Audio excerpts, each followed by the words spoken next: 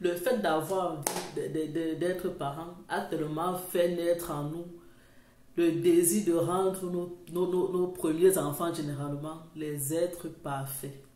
Mais est-ce qu'il existe réellement un être parfait? Sommes-nous nous-mêmes parents là, parfaits? Je ne pense pas.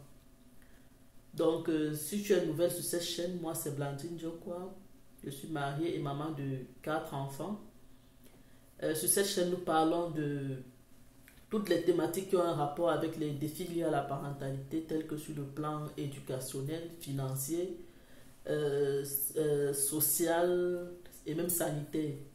Nous partageons également les astuces entre parents pour bien mener à bout l'éducation de nos enfants. Alors je me rends compte de plus en plus, moi y compris, que nous parents, on attribue beaucoup trop de responsabilités à nos aînés.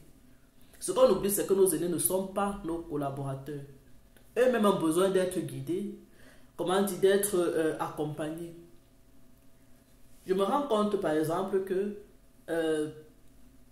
dans une fratrie, on va toujours donner la responsabilité plus à l'aîné. C'est vrai, on se dit que c'est parce qu'il a déjà passé certains caps et il maîtrise la situation. Mais ce qu'on oublie, c'est que lui-même, parfois, il est enfant et il ne comprend pas certaines choses. On se rend compte de plus en plus, parfois, les parents qui confient les devoirs des petits frères ou petites sœurs au premier-né. Vous allez voir le cas d'un enfant qui a eu peut-être son bac.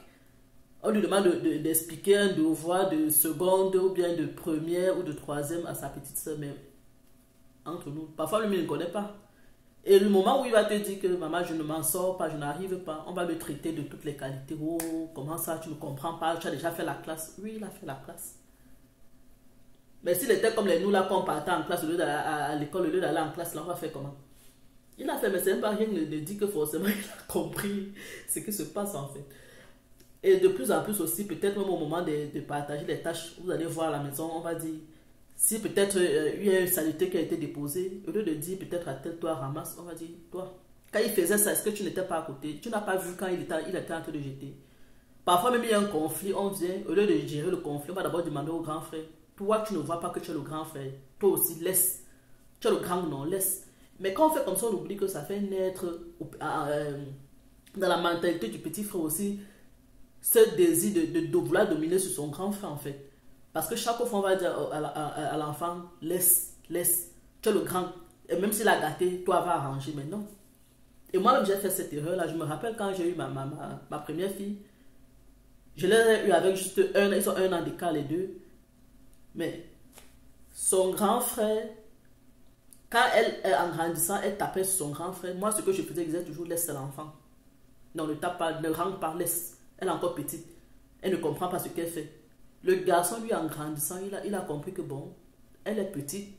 Elle tape, je ne dois pas, comment dire, me défendre. Oui, il se met à pleurer. Et jusqu'à aujourd'hui, ça le suit. Parce que quand sa soeur fait une bêtise, ou bien parce qu'elle est vraiment... Elle est imposante, quoi. Quand elle s'approche de lui, il est obligé d'étaler. Il fuit. Parce que s'il ne fuit pas, il va le ramasser. Il fuit. Et elle ne ramasse pas parce qu'elle est plus forte que lui. Il est plus fort. Mais le souci, c'est quoi? C'est que quand il voulait imposer son autorité, moi, ce que je disais, c'était toujours, ah, laisse ça. C'est ta petite soeur, non. C'est l'enfant. Laisse-la. Laisse. Il ne sait plus comment. Maintenant, même quand elle fait un truc, au lieu de se défendre, il dit seulement, c'est l'enfant. Quand tu dis, non, elle te fait ça, fait aussi, il dit, mais maman, c'est l'enfant. Il dit bien un an d'écart. Donc, vous vous rendez compte que quand vous dites à un enfant toujours, laisse l'enfant, même dehors, quand il va arriver, bien c'est ta petite soeur. Même quand il va arriver dehors au moment de s'imposer, s'il sait que l'autre est plus petit que lui, il va toujours laisser tomber. C'est comme ça qu'on va l'écraser, quoi. Donc, arrêtons de dire, tu es le grand frère, tu dois porter telle charge sur ton dos. Nos enfants ne sont pas là pour nous aider à éduquer leurs frères. Toutes ces responsabilités reposent sur nous. Parfois, on se rend compte qu'on est fatigué, et on va dire au grand frère, ah, c'est à toi de faire ça. Au point où, quand lui, il le fait mal, on oublie que c'est un enfant et on se dit, mais comment tu n'arrives pas à faire ça? Mais nous, on peut faire ça, mais on a aussi appris. On peut faire ça. Aujourd'hui, on le fait aussi facilement parce qu'on maîtrise la chose. On va arriver peut-être dans leur chambre à coucher. C'est ça, le lieu de dire au petit frère qui a versé ça. Parfois, on se rend compte que c'est le petit frère qui a jeté les habits au sol. Pourquoi les habits sont au sol? On va dire au grand frère, quand il jetait ça, tu n'étais pas à côté pour voir. Tu ne pouvais pas ranger. Mais non, mais... Soit on range, soit on punit celui qui a fait la bêtise. C'est une erreur que beaucoup de parents, et moi y compris, je commettais. Donc ça avait le temps que j'ai compris que, parce qu'un jour, mon fils m'a dit, mais maman, ça ce n'est pas, bon, il dit unfair, donc je sais pas comment on dit ça, c'est pas fair play en fait. Pourquoi quand tel fait quelque chose, c'est toujours à moi qu'on demande? Pourquoi quand tel fait quelque chose, c'est toujours moi qu'on va punir? Pourquoi? Et c'est vrai. Ce jour-là, j'ai eu le déclic, j'ai dit, mais en même temps, ce qu'il dit, parce qu'il te dit, ce qu'il te dit, t'apporte des arguments qui vont avec. Il te dit, il t'explique. Que même quand il revient de l'école avec sa boîte à goûter, pourquoi c'est à moi qu'on va demander d'aller nettoyer sa boîte alors que lui-même il peut faire? Dans notre tête, c'est toujours que l'aîné, comme il est l'aîné, on oublie que c'est l'enfant. Et tous ceux qui sont après lui, non, pour nous, non, ils savent rien faire en fait. Donc, moins de choses, tel va faire, le plus grand, tel va faire et tout. Mais ce qu'il a dit là-dessus, c'est que même moi, quand je faisais sa classe, mais ma maman, je lavais ma boîte moi-même. Moi, je nettoyais ma chaussure. C'est là que je reste, je dis, ah, c'est vrai. Je suis même en train d'abrutir même celui-ci plutôt. Vous voyez, parce que j'ai vu celui qui était déjà devant, j'ai dit, bon, lui, il peut faire. Mais en réalité, il peut faire. Parce qu'il n'avait pas, en fait, je n'arrivais pas à confier la tâche aux autres, je lui confiais les tâches à lui. C'est pourquoi il a été rapidement indépendant. Mais les autres, si je continue à la lui, ou je vais toujours dire dans ma tête, ils sont petits, ils ne peuvent pas faire. En fait, ils ne vont pas grandir. Parce que même dans leur tête, il y a des moments même, quand je demande à ma fille de faire telle chose, elle me dit non, c'est elle qui va faire. En fait, elle montre le bas sur son grand frère. Je dis, mais pourquoi c'est lui qui doit faire en fait? Mais maman, il est le plus grand. Et alors? Donc en fait, c'est ce que nous-mêmes on mettons là, nous on inculque dans leur tête. Tellement on est toujours proche du plus grand, c'est vrai qu'on veut être, on veut que le plus grand, parfois c'est un peu comme si c'est l'espoir de la famille, si je peux dire ça. Mais c'est parce que quand il venait aussi, on l'a tellement attendu peut-être, on l'a tellement, donc il n'avait pas de concurrent au niveau de l'affection. Toute l'affection qu'on avait, ce n'est qu'à lui qu'on donnait. Ce qui fait qu'on veut que, de la façon dont on a investi notre amour sur lui, c'est comme ça qu'on veut également que le résultat soit le meilleur, quoi. C'est pas pour dire qu'on n'a pas aimé les autres. Tous les enfants, ce qui est sûr avant de faire ton enfant, c'est un enfant. Ce sont tous des enfants désirés. Donc, quand ils sont là, on les aime de la même façon. Mais je veux dire, le temps qu'on a imparti n'était pas reparti par plusieurs. C'était juste pour une seule personne, pour un seul enfant.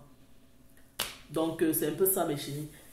Si jamais vous vous rendez compte que votre enfant commence à vous dire c'est pas normal, et au lieu de chercher à gronder, écoutons, mais pourquoi, généralement, et surtout, ils ont toujours, quand ils te disent que c'est pas normal, il a toujours une raison, toujours.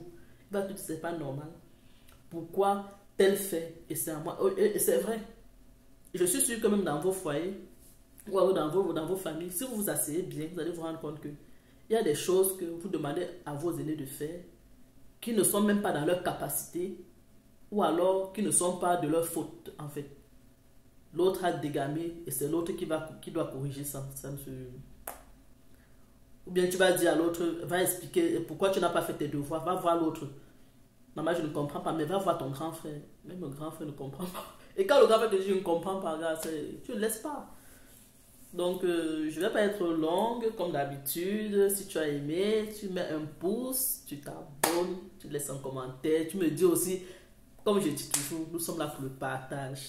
Tu nous dis aussi en commentaire ce que toi tu as constaté que tu faisais mal en donnant plus de responsabilité à ton aîné. On va voir ensemble où on fait mal, où on fait bien. Si on est seul à faire ça, ou alors si c'est comme ça partout. Bon, c'est un peu moi ce que je dis là, j'ai remarqué ça déjà chez moi-même et chez certaines copines en fait. Donc pourquoi j'ai trouvé bon de faire une vidéo pour alarmer un peu les parents à ce niveau-là, quoi. Donc je sais que je bavarde trop. Ouais, vous allez alors faire comment? Je vais faire pardon, laissez-moi comme ça. C'est mon comme ça. Il y a les sujets, comme je vous dis là, non, quand il s'agit de parler des parents ou des enfants, là, je suis trop motivée. La passion de ça, je vais faire comment?